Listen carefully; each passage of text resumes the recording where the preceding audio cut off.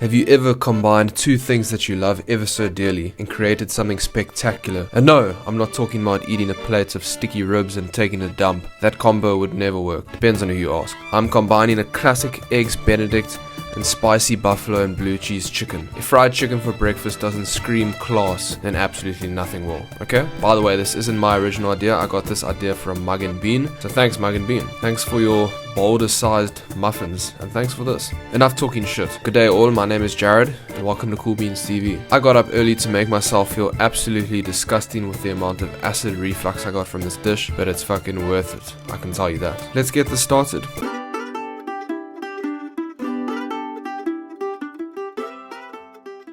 We're going to get our hollandaise sauce out of the way by grabbing 3 large eggs and separating the yolks and the whites. We are going to be using the whites later on in the video, so don't waste them. Make sure you use a metal bowl or a glass bowl because you're going to be heating this up over boiling water. Once you have separated all of the yolks, add a squeeze of lemon juice. Bear in mind that I like my hollandaise quite acidic, so I add a fair amount of lemon juice. Start to whisk them up off the heat for 30 seconds or so while your water is coming to the boil. Now once the water is at boiling point, you can whisk over the steam and do not stop. You do not want this hollandaise sauce to scramble. Take it on and off the heat until it thickens up nicely. This took me roughly 3 minutes. After this step, I have prepared 140 grams of salted butter, which I melted. I'm going to slowly add in the melted butter while whisking off the heat until the sauce is nice, thick and velvety. I clearly did not have my station prepared enough with my cloth, so it got a bit dodgy. You might not need all of this butter. If it's thick enough, then stop adding the butter. Now I added some salt, and because of the spicy chicken aspect, I added some smoked paprika. Nice. Oh yeah, a good hollandaise sauce makes you want to bathe in it.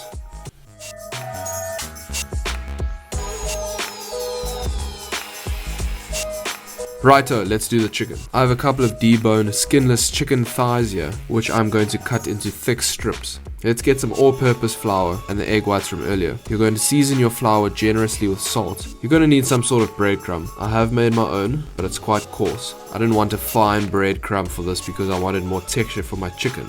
So I seasoned my crumbs with salt as well. You're going to crumb your chicken by dipping it in flour, then the egg whites, and then the breadcrumb. But we ain't finished there, folks. Do that again so we get a thick crumb on those bitches. In hindsight, I should have whisked the egg whites slightly before using it because it would have made it easier to use, so I highly recommend doing that. Time to fry these suckers. Get some neutral oil in a pot and get up to heat. In this case, will be 180 degrees Celsius. Put your chicken into fry, and while that's cooking, I'm going to show you the hot sauce. I found this at my local shop and I thought it looked fucking good.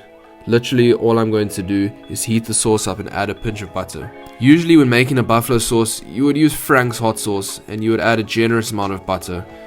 But considering this dish is literally made up of a butter sauce, I'm going to calm down with adding too much here.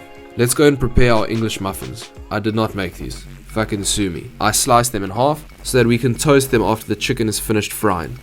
After roughly 4 minutes, I take the chicken out, put it on some paper towel to absorb any oil, and sprinkle some lovely salt on top. I now toasted the English muffins up on a griddle pan. Even though I achieved absolutely 0 griddle marks, it still did the job. Wowza, look at that chicken. Our final main step is to poach our eggs.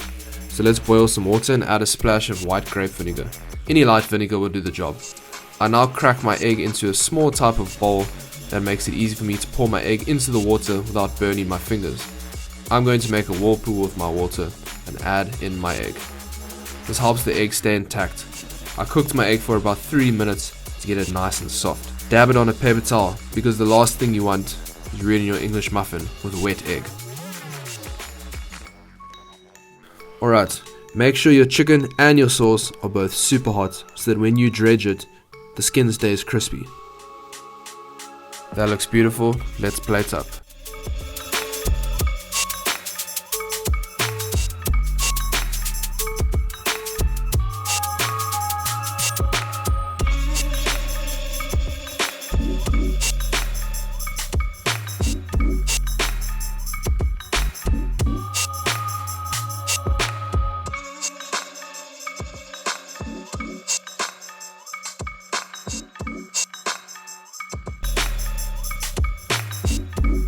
This is such a unique dish in my opinion, and I'm so happy that I made it.